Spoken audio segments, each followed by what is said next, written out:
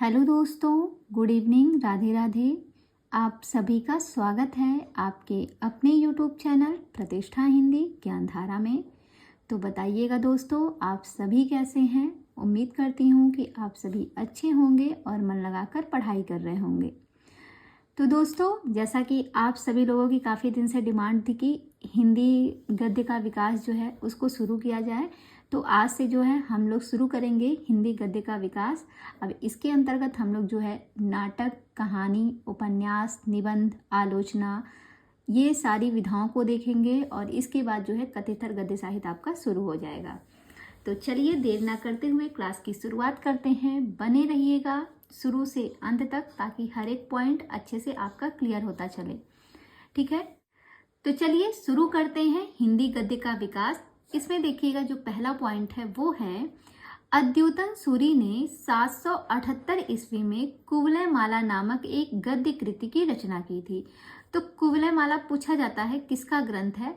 ये एक गद्य कृति है और रचना किसकी है, अद्योतन सूरी की है 778 ईस्वी में। तो इन्हें याद कैसे करेंगे, देखिए कहते हैं कुवलय माला। कुवलय माला जो है, माला इंसान कहाँ पे धारण करता है, अपने तन पर धारण करता है। माला को अपने गले में पहनते हैं ना, तन पर धारण करते हैं। तो माला को जब तन पे धारण करते हैं तो कहा जाता है भाई कम से कम 7 या 8 माला होनी चाहिए। साथ साथ 8 लोग जो है अपनी माला को कहाँ पे धारण करें, तन पर। मान लीजिए ऐसे जोड़ सकते हैं कि जैसे एक कोई जैसे कह सकते हैं कि कोई त्योहार है, वहाँ पे जितनी भी औरतें हैं सभी को माला पहनना है। ठीक है, तो कहते हैं साथ साथ सभी लोग साथ साथ जो है 8 माला पहनेंगी। कितनी माला पहनेंगी, साथ साथ मिलकर 8 माला पहनेंगे और माला को कहाँ पे धारण करेंगी, तन पर धारण करेंगे। याद हो जाएगा। या साथ साथ 8 लोग, 8 है तो इसको सन को कनेक्ट करने के लिए आप इस तरीके से भी जोड़ के इन्हें याद रख सकते हैं। तो तन से हो जाएगा अद्योतन सूरी और माला से हो जाएगा कुवलय माला। ये इनकी रचना हो गई और ये कैसी कृति है, एक गद्य कृति है। दूसरा पॉइंट है 10वीं-11वीं शताब्दी के आसपास रोड़ा कवि ने राउलवेल नामक एक ग्रंथ की रचना की थी। कहते हैं एक रोड़ा कवि थे, इन्होंने एक रचना लिखी थी राउलवेल। कब लिखी थी, 10वीं-11वीं शताब्दी के आसपास। तो कह सकते हैं रोड़ा जानते हैं, जो सड़कों पर रोड़ा पत्थर मिलता है, हाँ, गिट्टक उट्टक जो होती है उनको रोड़ा बोला जाता है। तो कह सकते हैं आप इनको जोड़ सकते हैं कि 10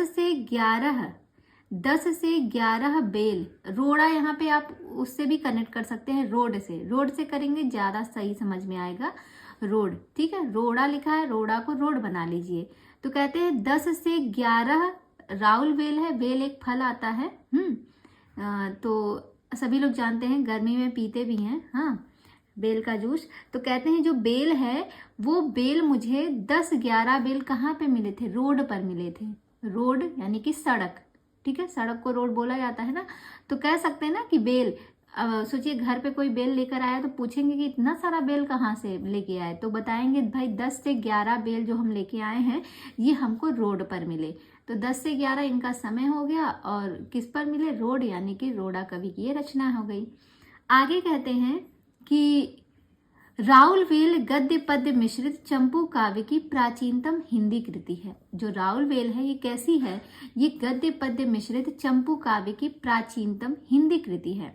राउलवेल एक शिलांकित कृति है। जो राउलवेल है ये कैसी है, ये एक शिलांकित कृति है। तो इनको कैसे याद करेंगे, देखिए शिला मतलब होता है पत्थर। तो जब हम बेल जो होता है, जो बेल का फल होता है, ठीक है, उसको हम कैसे तोड़ते हैं, पत्थर से मार के ही तो तोड़ते हैं। मान लिया पेड़ पे कोई फल है तो आप उसको कैसे तोड़ेंगे, पत्थर से ही तो बेल को तोड़ने के लिए हम क्या करते हैं, हम शिला यानी कि पत्थर चाहिए होता है। यहाँ से आप इनको कनेक्ट कर लेंगे। ये कैसी कृति है, एक शिलांकित कृति है, कई बार प्रश्न बना है ये। नेक्स्ट पॉइंट है हिंदी साहित्य में नक्शिक वर्णन की श्रृंगार परंपरा का आरंभ राउलवेल से माना जाता है। कहते हैं हिंदी साहित्य में जो नक्शिक परंपरा है, नक्शिक वर्णन जो है, इसकी श्रृंगार परंपरा का जो आरंभ है वो इसी रचना से माना जाता है, यानी कि राउलवेल से ही माना जाता है। राउलवेल में हिंदी की 7 बोलियों के शब्द मिलते हैं जिनमें राजस्थानी प्रधान है।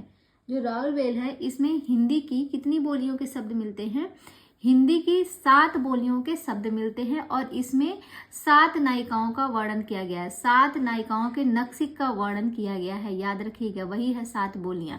और सबसे जो प्रधान है इसमें वो राजस्थानी है। ये प्रश्न बनता है राउलवेल में सबसे प्रधान क्या है, सबसे प्रधान कौन सी बोली है, तो राजस्थानी जो है ये सबसे प्रधान बोली है, याद रखिएगा।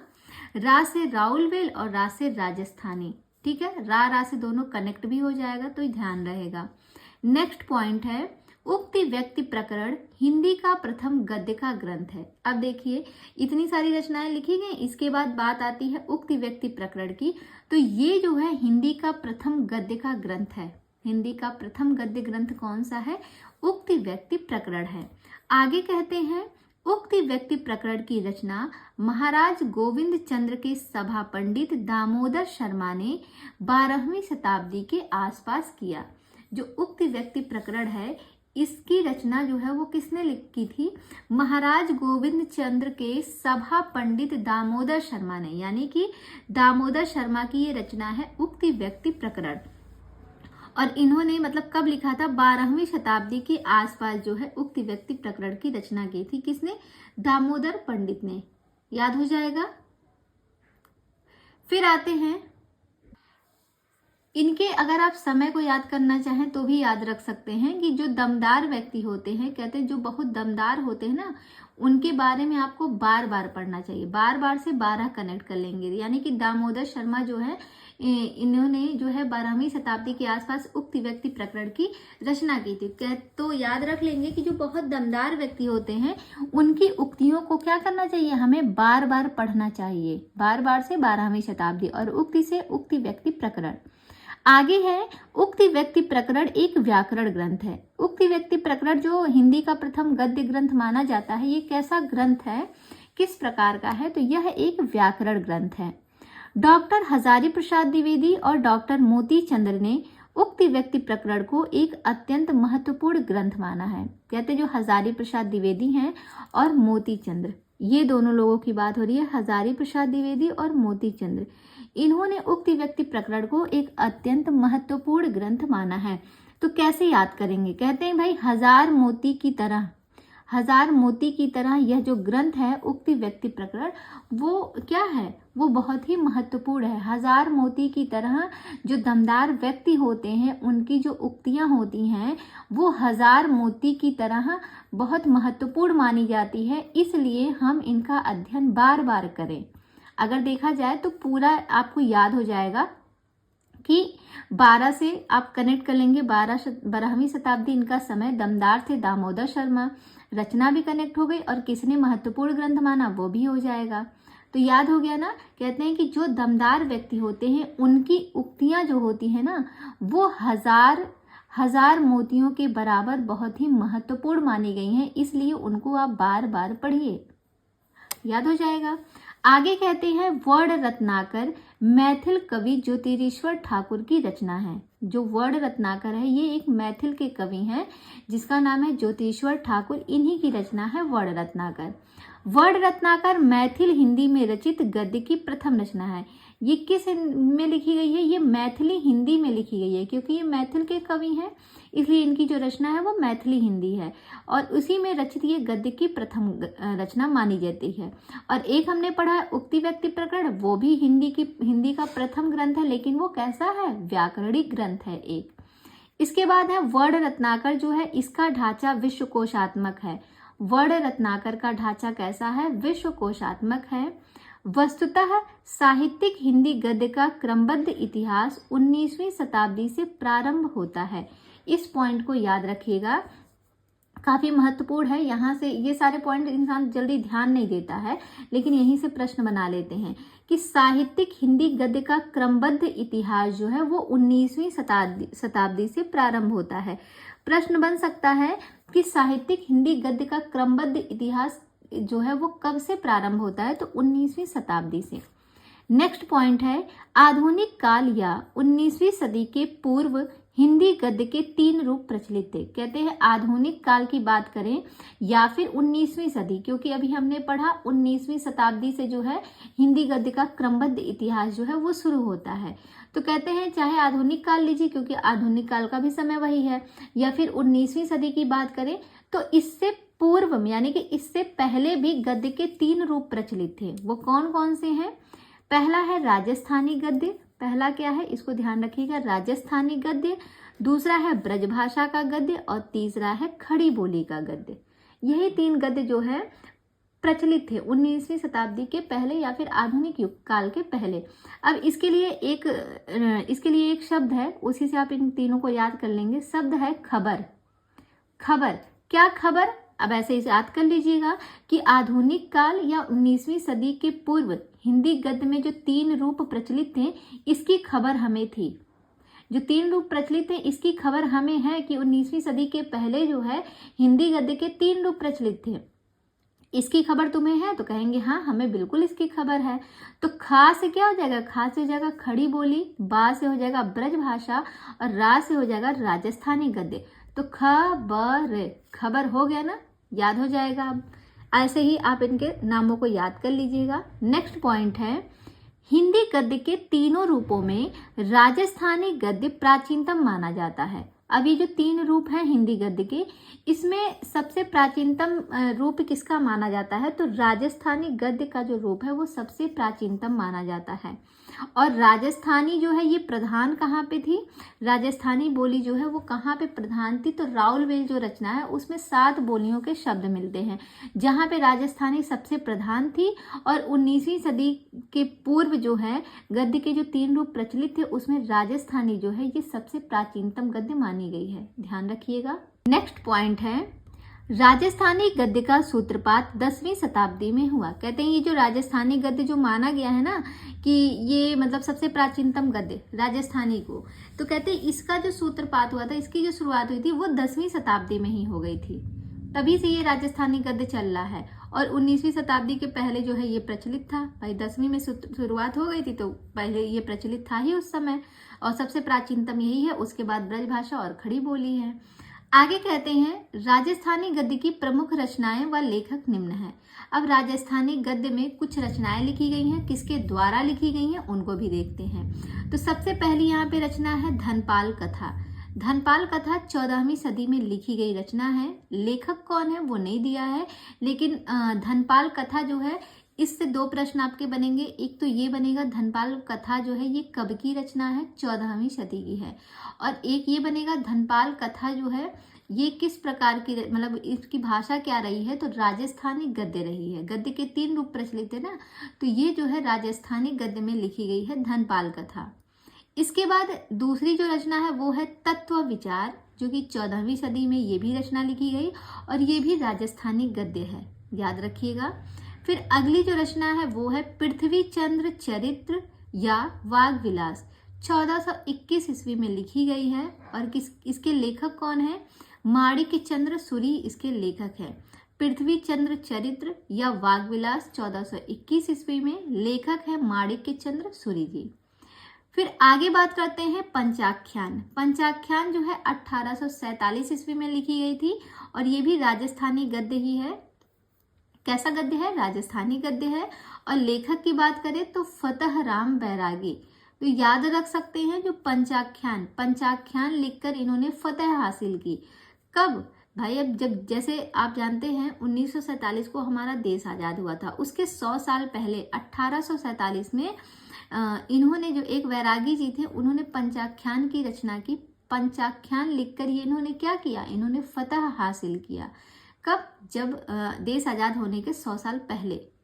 आगे कहते हैं नेक्स्ट पॉइंट है आचार्य रामचंद्र शुक्ल ने ब्रजभाषा गद्य का सूत्रपात संवत 1400, संवत में अगर बात करेंगे तो 1400, नहीं तो ईस्वी में क्या हो जाएगा 1343 ईस्वी से माना है।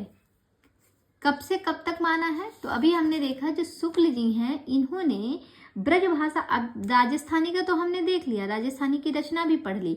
अब कहते हैं शुक्ल जी जो हैं वो ब्रजभाषा गद्य का जो सूत्रपात है वो कब से मानते हैं, तो संवत की बात करेंगे तो संवत 1400 से, और ईस्वी में अगर हम चलेंगे तो 1343 ईस्वी से इन्होंने जो है ब्रजभाषा गद्य का सूत्रपात किया। और राजस्थानी का कब से था, तो राजस्थानी का अभी जस्ट हमने पढ़ा कि इसका सूत्रपात 10वीं शताब्दी में हो चुका था। अब आगे देखेंगे, ब्रजभाषा में चलते हैं। नेक्स्ट पॉइंट है, आचार्य शुक्ल के अनुसार ब्रजभाषा गद्य का सर्वप्रथम प्रयोग जो है वो गोरखपंथी योगियों ने संवत 1400 ईस्वी के आसपास किया, ऐसा शुक्ल जी कहते हैं। इसीलिए इन्होंने ये जो क्या कहते हैं ब्रजभाषा गद्य का सूत्रपात माना वो 14वीं शताब्दी से माना है, संवत 14वीं से, ठीक है। 1400 संवत 1400 से जो है इसका समय माना है, किसका, ब्रजभाषा गद्य का, शुक्ल जी ने। और यहाँ पे कहते भी हैं कि शुक्ल जी ने जो है ब्रजभाषा गद्य का सर्वप्रथम प्रयोग, इनका कहना है कि इसका सर्वप्रथम प्रयोग जो है गोरखपंथी योगियों ने संवत 1400 के आसपास किया।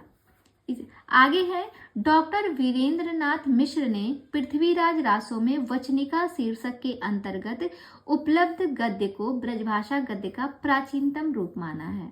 इंपॉर्टेंट है, इस लाइन को ध्यान रखिएगा। कहते हैं डॉक्टर वीरेंद्र नाथ मिश्र ने पृथ्वीराज रासों में वचनिका शीर्षक के अंतर्गत उपलब्ध गद्य को ब्रजभाषा गद्य का प्राचीनतम रूप माना। नेक्स्ट में है, महाप्रभु वल्लभाचार्य के पुत्र विट्ठलनाथ की ब्रजभाषा गद्य की रचना श्रृंगार रस मंडन है। इसको अंडरलाइन कीजिएगा, ये प्रश्न बनता है। क्या कह रहे हैं, वल्लभाचार्य के जो पुत्र हैं, वल्लभाचार्य जो है इनके पुत्र का नाम क्या है, इनके पुत्र का नाम है विट्ठलनाथ।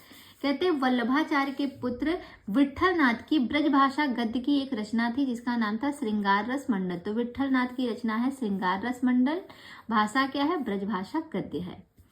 विट्ठलनाथ की अन्य रचना यमुनाष्टक और नवरत्न सटीक है, ये भी इन्हीं की रचना है, यानी कि किसकी, वल्लभाचार्य के पुत्र की, इनके बेटे जो थे विट्ठलनाथ। तो इनकी 3 रचनाएं हमने देखी, एक तो है श्रृंगार रस मंडन जो कि ब्रजभाषा गद्य में है, फिर है यमुनाष्टक और नवरत्न सटीक।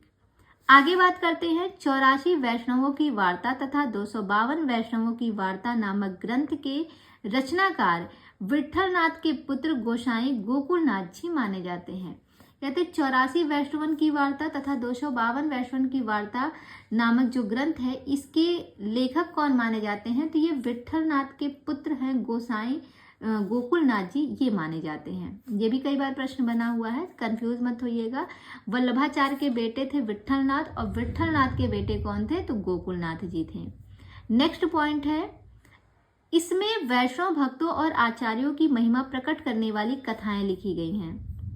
कहते हैं इसमें जो है वैष्णव भक्तों और आचार्यों की महिमा प्रकट करने वाली कथाएं लिखी गई हैं। इसका रचनाकाल विक्रम की 17वीं शताब्दी का उत्तरार्ध माना जाता है। रचनाकाल कब माना जाता है, 17वीं शताब्दी का उत्तरार्ध माना जाता है, ये पॉइंट ध्यान रखिएगा।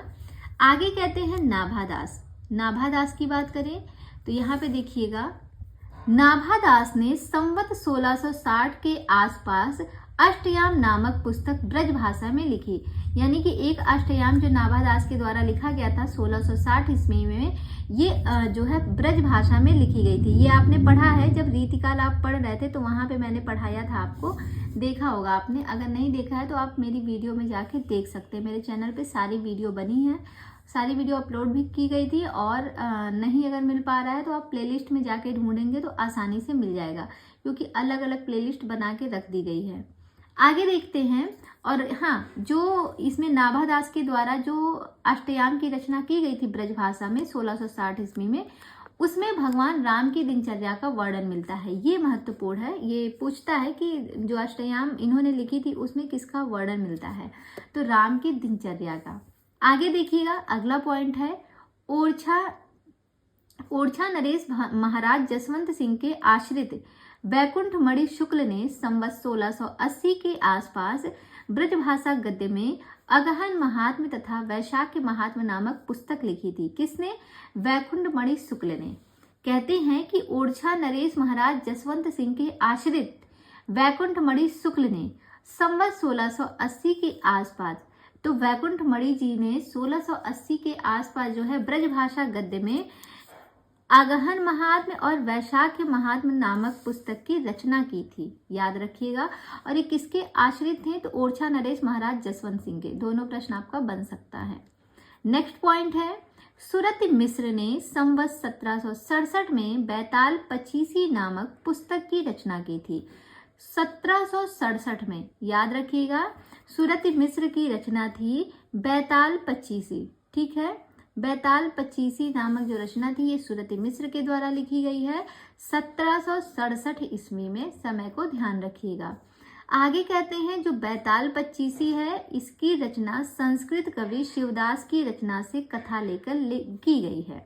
कहते हैं जो सुरति मिश्र ने अभी रचना लिखी है बैताल पचीसी, ये जो है इसकी रचना जो है संस्कृत के एक कवि है शिवदास, इनकी रचना की कथा को लेकर इन्होंने सुरति मिश्र ने बैताल पचीसी की रचना की। नेक्स्ट में है बैताल पचीसी का खड़ी बोली हिंदुस्तानी में अनुवाद मजहर अली के साथ मिलकर लल्लू लाल ने बैताल पचीसी 1801 ईस्वी नाम से किया था। ये इंपॉर्टेंट है। कहते हैं जो बैताल पचीसी है इसका खड़ी बोली में हिंदुस्तानी में अनुवाद, खड़ी बोली हिंदुस्तानी में अनुवाद किसने किया, तो मजहर अली के साथ साथ लल्लू लाल, मजहर अली और लल्लू लाल ने मिलकर जो है बैताल पचीसी नाम से 1801 ईस्वी में किया था। सुरति मिश्र ने किया था बैताल पचीसी, और इसी बैताल पचीसी का जब खड़ी बोली में अनुवाद किया गया तो खड़ी बोली हिंदुस्तानी में मजहर अली और लल्लू लाल ने मिलकर इसका अनुवाद किया था 1801 में। और जो बैताल पचीसी नामक पुस्तक लिखी थी सुरति मिश्र ने, ये 1767 में इन्होंने लिखी थी, और ये किस भाषा में थी, ब्रज भाषा गद्य में थी। और जब इसका खड़ी बोली में किया गया अनुवाद तो मजहर अली और लल्लू लाल ने मिलकर लिखा था, और शीर्षक क्या था, बैताल पचीसी 1801 ईस्वी में। नेक्स्ट पॉइंट है संवत 1852, और ईस्वी में बात करें तो 1795 ईस्वी। कहते हैं संवत 1852 में लाला हीरालाल ने आईने अकबरी की भाषा वचनिका नामक एक बड़ी पुस्तक की रचना की। वचनिका नामक एक बड़ी पुस्तक की रचना किसने की थी, तो लाला हीरालाल ने आईने अकबरी। ठीक है, आगे बढ़ते हैं। आगे देखेंगे तो ये लाइन आपको समझ में आ गई होगी कि लाला हीरालाल ने जो है आईने अकबरी की भाषा वचनिका नामक एक बड़ी पुस्तक की रचना की थी। कभी पूछ सकता है तो ध्यान रखिएगा, लाला हीरालाल ने की थी। अगला पॉइंट है, देखिएगा, दनकौर के निवासी प्रियादास ने सन 1779 ईस्वी में सेवक चरित्र गद्य ग्रंथ लिखा था। किसने, सेवक चरित्र नाम से गद्य ग्रंथ की रचना किसने की थी, तो प्रियादास ने की थी, और 1779 ईस्वी में। कई बार पूछा गया है ये पॉइंट, ध्यान रखिएगा। प्रियादास जो है, प्रियादास ने सेवक चरित्र नामक एक गद्य ग्रंथ की रचना की थी। किस भाषा में था, खड़ी बोली में। आगे कहते हैं ये राधा वल्लभीय संप्रदाय से संबंधित थे। कौन, प्रियादासी। तो याद रखिएगा प्रिया नाम की कोई लड़की है, वो किसको मानती है, वो राधा जी की भक्त थी। ठीक है, यहाँ से आप इनको रिलेट करके याद कर सकते हैं कि जो प्रियादास थी वो राधा जी की, जैसे बहुत से लोग होते हैं ना कृष्ण जी को मानते हैं, कुछ लोग हनुमान जी की पूजा करते हैं, कुछ लोग शिव जी को मानते हैं, तो वैसे जो प्रिया नाम की लड़की थी वो राधा जी को बहुत मानती थी। ठीक है, उनकी सेवा करती थी, उनकी सेवक थी, ऐसे याद कर सकते हैं। ठीक है, सेवक से सेवक चरित्र याद हो जाएगा, और राधा से राधा वल्लभीय संप्रदाय भी। नेक्स्ट पॉइंट है लल्लू लाल ने राजनीति 1802 तथा माधव विलास 1817 ईस्वी नामक ब्रज भाषा गद्य पद्य मिश्रित ग्रंथ की रचना की थी। कहते हैं जो लल्लू लाल थे, लल्लू लाल, इन्होंने, इनकी एक रचना है राजनीति, आगे हम लोग पढ़ेंगे, राजनीति 1802। तो इसका समय आप कैसे याद रखेंगे, देखिए जब राजनीति होती है हमेशा दो लोगों में होती है। राजनीति जो होती है वो हमेशा दो लोगों में होती है। किसी एक लोग में राजनीति आपने देखी नहीं, कम से कम दो लोग तो होने चाहिए। तो 2 से 1802 याद रखिएगा। तथा माधव विलास जो है वो 1817 की है। कब की है, 1817 की है। और ये दोनों रचना जो है लल्लू लाल की है। कहते हैं ये दोनों ब्रज भाषा गद्य पद्य मिश्रित ग्रंथ की रचना है। ठीक है, अब याद रख सकते हैं राजनीति में माधव जो है, राजनीति में माधव आते हैं और वो क्या बन जाते हैं, राजनीति के क्षेत्र में माधव जो है वो लल्लू बन जाते हैं बस। और जब लल्लू बन जाते हैं तो माधव विलास करने लगते हैं, तो माधव से माधव विलास हो जाएगा। और लल्लू से लल्लू लाल हो जाएगा। नेक्स्ट पॉइंट है, माधव विलास 19वीं शताब्दी के सामाजिक जीवन के स्वरूप चित्रण की दृष्टि से महत्वपूर्ण रचना है। जो माधव विलास है 1817 की, उसको कहते हैं कि माधव विलास 19वीं शताब्दी के सामाजिक जीवन के स्वरूप चित्रण की दृष्टि से एक महत्वपूर्ण रचना है। माणिक लाल ओझा ने सन 1828 ईस्वी में सोमवंशन की वंशावली नामक ब्रजभाषा गद्य की रचना की। किसने? ये माणिक लाल ओझा ने। ध्यान रखिएगा, सोमवंशन की वंशावली नामक ब्रजभाषा गद्य की रचना किसने की थी? माणिक लाल ओझा ने 1828 ईस्वी में। नेक्स्ट पॉइंट है, खड़ी बोली गद्य का प्रारंभिक रूप दक्षिणी साहित्य में मिलता है। जो खड़ी बोली गद्य है उसका जो प्रारंभिक रूप है वो कहाँ में मिलता है? दक्षिणी साहित्य में मिलता है। दक्षिण के साहित्यकारों ने अपनी भाषा को हिंदी, हिंदवी, दक्खनी, देहलवी, जबान हिंदुस्तान आदि कई नामों से पुकारा है। कहते हैं जो दक्षिण के साहित्यकार हैं, एक तो पहले याद रखिएगा कि खड़ी बोली गद्य का जो प्रारंभिक रूप है वो कहाँ पे मिलता था? तो दक्षिण साहित्य में मिलता था। सबसे पहला तो ये प्रश्न आपका बनेगा कि खड़ी बोली गद्य का प्रारंभिक रूप कहाँ पे मिलता था? तो दक्षिण साहित्य में। और दक्षिण के जो साहित्यकार थे ये अपनी बोली को, अपनी भाषा को किस नाम से बुलाते थे?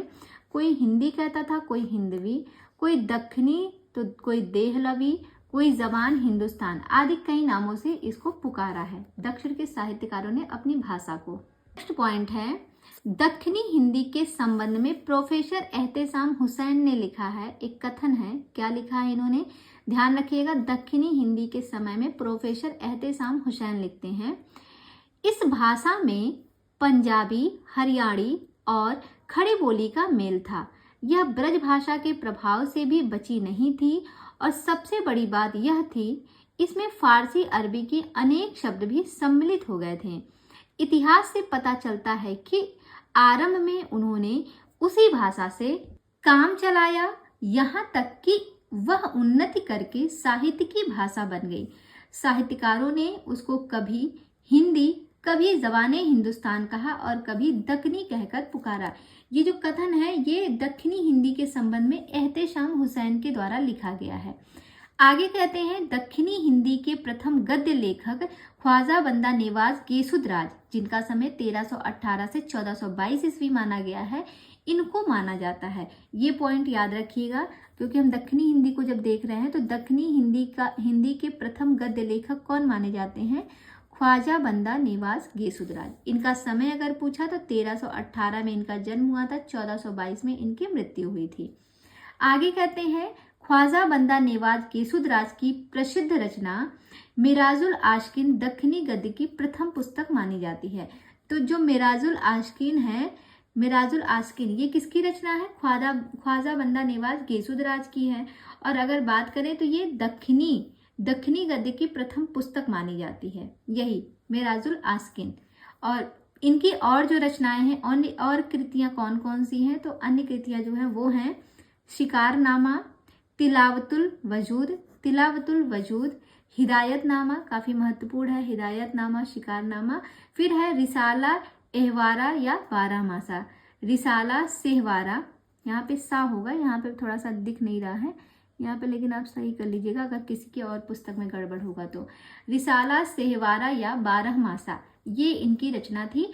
और मेन जो इनकी प्रसिद्ध रचना है वो है मिराजुल आशकिन दक्षिणी, जो कि दक्षिणी की जो दक्षिणी गद्य है उसकी प्रथम पुस्तक मानी जाती है। आगे कहते हैं, मिराजुल आशकिन में सूफी धर्म का उपदेश दिया गया है।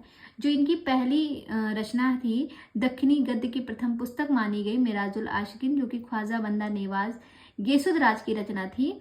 इसी में जो है सूफी धर्म का उपदेश दिया गया है। याद रखिएगा, जो दक्षिणी हिंदी की प्रथम रचना मानी जाती है उसी में सूफी धर्म का उपदेश दिया गया है।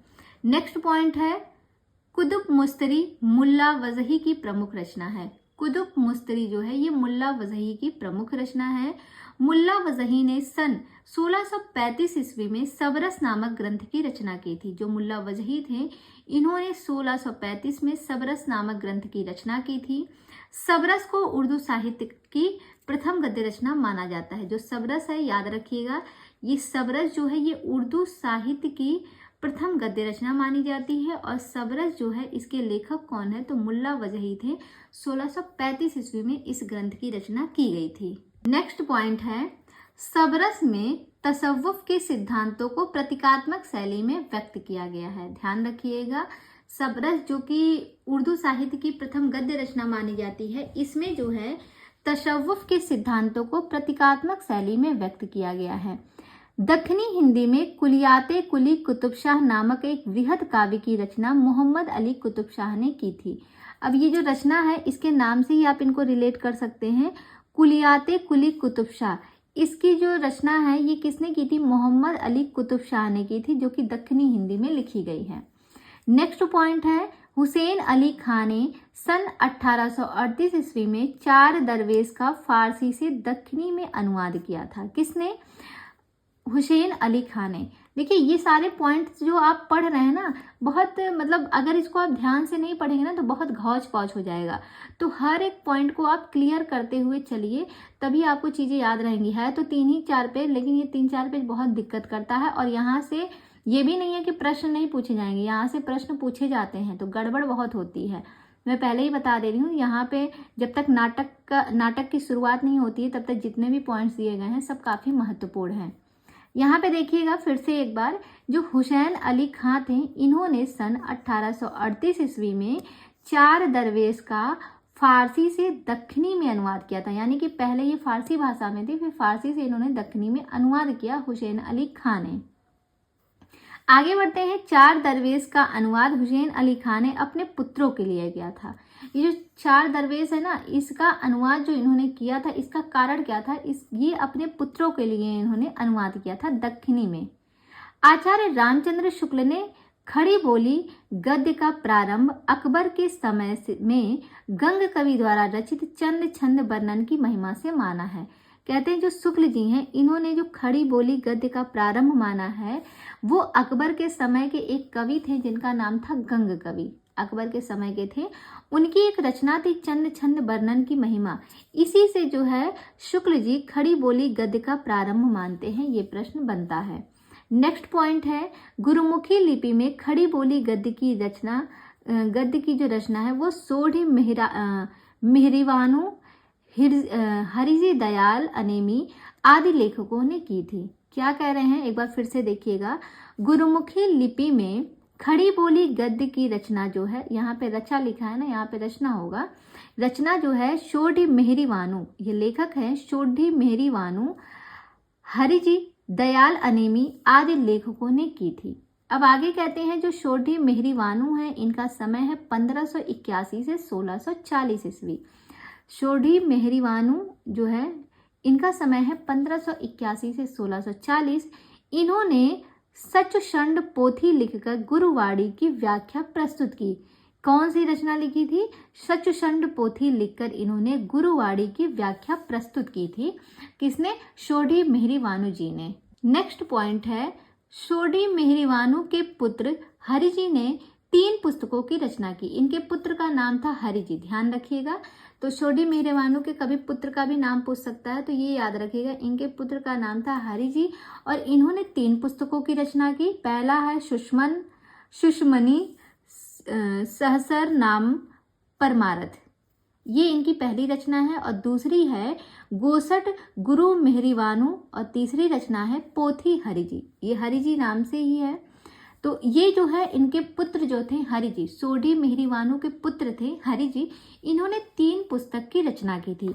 जो पहली पुस्तक थी उसका नाम क्या था, सुषमनी सहसरन नाम परमारथ, और दूसरी रचना थी गोसट गुरु मेहरीवानु और तीसरी रचना है पोथी हरिजी। ये 3 रचना जो है, ये 3 पुस्तक जो है इनके पुत्र के द्वारा लिखी गई है। आगे कहते हैं दयालु अनेमी जो है इनका समय 1675 से 1721 बताया गया है। और इनकी जो प्रमुख रचना थी वो थी अवगत उल्लास, 1675 में लिखी गई थी। दयालु अनेमी जी की रचना है 1675 ईस्वी की है। और दूसरी रचना है अष्टावक्र भाषा, 1667 ईस्वी में लिखी गई है अष्टावक्र भाषा। उसके बाद है गीता भाषा जो कि 1721 ईस्वी में लिखी गई है। कब लिखी गई है, 1721 ईस्वी में ये रचना लिखी गई है। मुझे लगता है ये जो दयालु अनेमी की बात की गई है, ये इनकी रचना का समय है 1675 से 1721, इसलिए क्योंकि भाई अवगत उल्लास का जो समय है 1675 यहाँ बताया गया है। अब आप खुद देखिए, अगर 16 ये पैदा होते ही तो रचना नहीं लिख दिए होंगे, कुछ तो टाइम लगा होगा। तो यहाँ पे ये जो दिया गया है, मुझे ऐसा लगता है ये इनका समय नहीं दिया गया है, ये इनकी रचना का समय दिया गया है। एक बार आप लोग कंफर्म कीजिएगा, अगर किसी को इनका समय पता होगा तो वो बताएगा, और अगर मान लिया समय नहीं है तो यहाँ पे ये जो समय दिया गया है ये रचना का समय आप मानिएगा, क्योंकि आप खुद देखिए अवगत उल्लास जो है इसका समय 1675 बता रहे हैं। तो अगर इनके जन्म का समय 1675 है तो पैदा होते ही तो कोई रचना तो कर नहीं देगा, कम से कम 12-15 साल बाद ही लिखेगा, जब पहले से जानकारी हो जाएगी तब। और दूसरी रचना है अष्टावक्र भाषा, 1679 की है।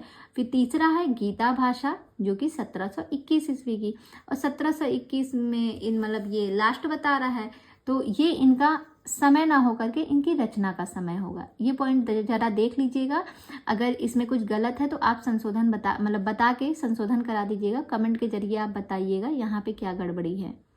आगे देखते हैं, नेक्स्ट पॉइंट है George Grierson, R.W. Fraser, Nalini Mohan Sanyal प्रभृति विद्वान आधुनिक साहित्यिक खड़ी बोली का आविष्कार सर्वप्रथम गिलक्राइस्ट की अध्यक्षता में लल्लूलाल तथा सदल मिश्र को बताते हैं। क्या कह रहे हैं, George Grierson, R.W. Fraser, Nalini Mohan Sanyal प्रभृति विद्वान जो है आधुनिक साहित्यिक खड़ी बोली का आविष्कार सर्वप्रथम गिलक्राइस्ट की अध्यक्षता में लल्लूलाल तथा सदल मिश्र द्वारा बताते हैं। सन 1800 ईस्वी में मथुरा प्रसाद शुक्ल ने पंचांग दर्शन नामक ज्योतिष ग्रंथ की रचना की थी। इंपॉर्टेंट है, पंचांग दर्शन नामक एक ज्योतिष ग्रंथ की रचना किसने की थी? मथुरा प्रसाद शुक्ल ने की थी 1800 ईस्वी में। संवत 1818 और समय की बात करें ईस्वी में तो 1761 ईस्वी में पंडित दौलत राम ने हरिषेणाचार्य कृत जैन पद्म पुराण की भाषा अनुवाद किया। कहते हैं संवत 1818 में पंडित दौलत राम ने हरिषेणाचार्य की रचना थी जैन पद्म पुराण, इसका जो है भाषा अनुवाद किया था दौलत राम जी ने।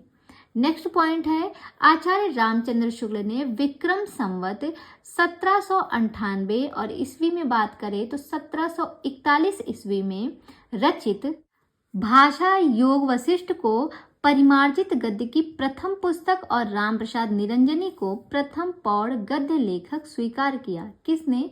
तो शुक्ल जी ने। कहते हैं कि जो शुक्ल जी थे इन्होंने विक्रम संवत 1798 और ईस्वी में बात करें तो 1741 ईस्वी में रचित भाषा योग वशिष्ठ को परिमार्जित गद्य की प्रथम पुस्तक और राम प्रसाद निरंजनी को प्रथम पौड़ गद्य लेखक स्वीकार किया।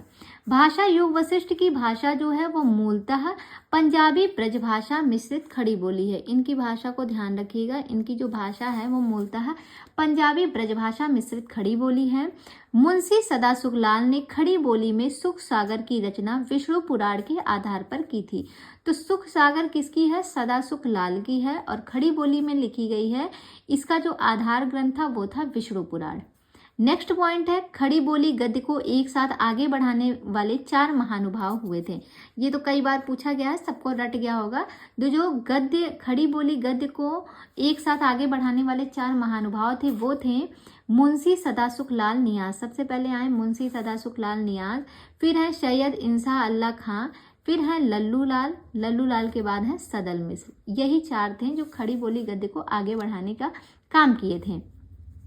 मुंशी सदासुख लाल नियाज और इंशा अल्लाह खां इन दोनों का संबंध फोर्ट विलियम कॉलेज से नहीं है। तो फोर्ट विलियम कॉलेज से किसका किसका संबंध नहीं है? मुंशी सदासुख लाल नियाज का और इंशा अल्लाह खां का।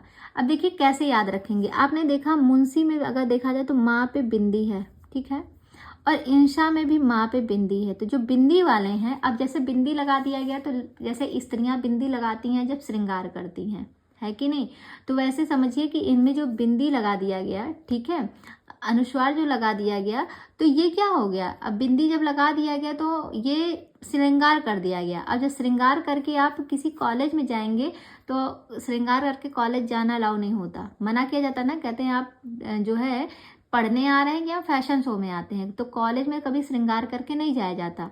तो यहाँ से आप इनको रिलेट कर लेंगे कि जो बिंदी वाले हैं इनका जो संबंध है वो फोर्ट विलियम कॉलेज से नहीं था, क्योंकि ये श्रृंगार कर लिए थे, इसलिए इनको कॉलेज जाने की अनुमति नहीं दी गई। आसानी से याद रहेगा, कुछ भी मतलब रटने की ज़रूरत नहीं है।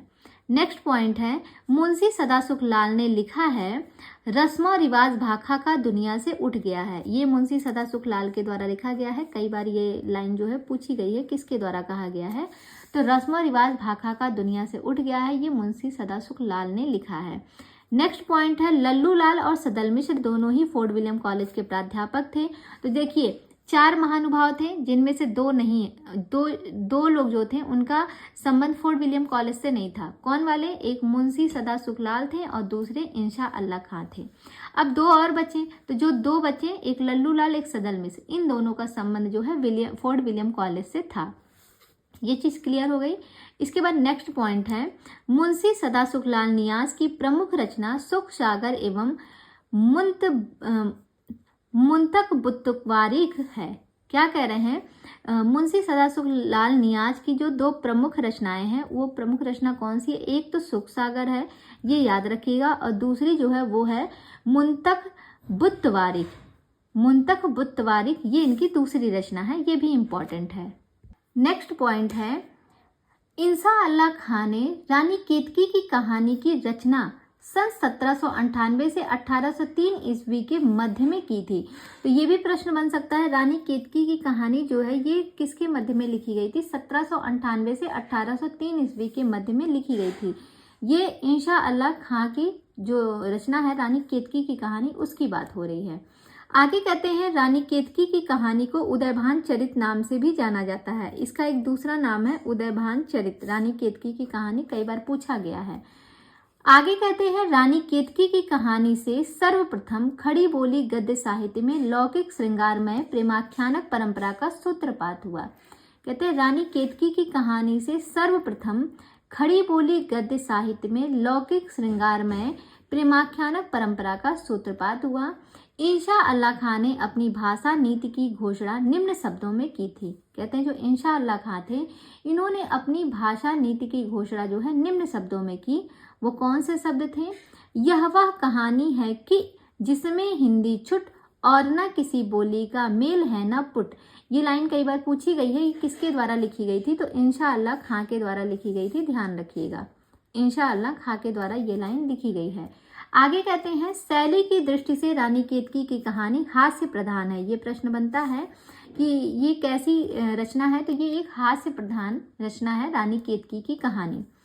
आगे कहते हैं, इंशा अल्लाह खां की भाषा सबसे चटकीली, मटकीली, अलंकृत, किस्सा गोई शैली और मुहावरेदार और चलती है। याद रखिएगा, इंशा अल्लाह खां की जो भाषा है वो सबसे चटकीली, मटकीली, अलंकृत, किस्सा गोई शैली और मुहावरेदार चलती है। आगे कहते हैं, रानी केतकी की कहानी हिंदी की पहली मौलिक लिखित गद्य कथा है। इम्पॉर्टेंट है, क्यों? क्योंकि यह हिंदी की पहली मौलिक है और ऊपर से लिखित गद्य कथा मानी गई है रानी केतकी की कहानी। इस पॉइंट को आप ध्यान रखिएगा, काफी महत्वपूर्ण है। इसके बाद बात करते हैं, इंशा अल्लाह खां है, इन्होंने अपनी भाषा को 3 प्रकार के शब्दों से मुक्त रखने की प्रतिज्ञा की थी। ये प्रश्न बनता है कि इंशा अल्लाह खां ने अपनी भाषा को कितने प्रकार के शब्दों से मुक्त रखने की प्रतिज्ञा की थी? तो 3 प्रकार के। वो कौन कौन से हैं? पहला है बाहर की बोली, अर्थात अरबी, फारसी, तुर्की। अरबी, फारसी, तुर्की ये बाहर की बोलियां हैं। तो कहते हैं पहला तो ये कि बाहर की बोली ना हो, और दूसरा गंवारी, और गंवारी में ब्रज भाषा और अवधी को इन्होंने रखा, और तीसरी जो है वो है भाखापन, या अर्थात संस्कृत के शब्दों का मेल। तो इतने शब्दों से मुक्त रखने की अपने जो है इन्होंने प्रतिज्ञा ली थी इंशा अल्लाह खां ने। याद रखिएगा, इन्होंने अपनी भाषा को 3 प्रकार के शब्दों से मुक्त रखने की प्रतिज्ञा ली। पहला है बाहर की बोली, जिसमें आपका अरबी, फारसी और तुर्की आ गए। फिर है गंवारी में अर्थात ब्रज भाषा और अवधी, और तीसरा जो है वो है संस्कृत के शब्दों का मेल। जो संस्कृत के शब्दों थोड़े मिले जुले रहते हैं, उन वाले शब्दों से भी इन्होंने अपनी भाषा को दूर रखा है। तो ये पॉइंट याद रखिएगा। इसके बाद हम बात करेंगे लल्लू लाल की। तो लल्लू लाल की रचनाओं को कल की क्लास में हम देखेंगे। आज हम यहीं तक रखते हैं। उम्मीद करते हैं कि आप सभी लोगों को ये क्लास पसंद आई होगी। जैसी भी लगी हो कमेंट करके ज़रूर बताइएगा। बाकी अगर आप इस पर प्रश्नोत्तरी करना चाहते हैं, क्विज करना चाहते हैं, तो आप मेरे टेलीग्राम ग्रुप को ज्वाइन कर सकते हैं।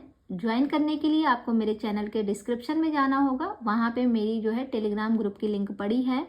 वहाँ से जाके आप टेलीग्राम ग्रुप को ज्वाइन कीजिए और वहाँ से जाके आप डायरेक्ट मुझे डीएम कीजिएगा मेरी पर्सनल आईडी पे, जो प्रतिष्ठा नाम से है। आप वहाँ पे जाके मैसेज करेंगे तो मैं आपको बताऊंगी कि आपको कहाँ पर क्विज करनी है। ठीक है, एक छोटा सा पेड ग्रुप है, बहुत महंगा नहीं है, मात्र 50 रुपए का है। उसमें आपको जो है पुनीत राय की पुस्तक से और ये जो सरस्वती पांडे, गोविंद पांडे जो मैं पढ़ा रही हूँ, इन दोनों पुस्तक की रोज आपको क्विज मिलेगी। तो अगर आपको करना है तो आपका स्वागत है मेरे उस ग्रुप में जो टेलीग्राम पे मेरा बना है। और अगर आपकी तैयारी अच्छे से हो गई है फिर तो कोई बात ही नहीं है, बस रिवीजन करते रहिए। तो इसी के साथ जो है आज की क्लास को हम यहीं पे जो है समाप्त करते हैं। कल हम बात करेंगे लल्लू लाल के संदर्भ में, उनकी कितनी रचनाएं उनके द्वारा लिखी गई हैं। हर एक रचनाओं को जो है एक एक करके पढ़ेंगे और उनके बारे में डिटेल अध्ययन करेंगे।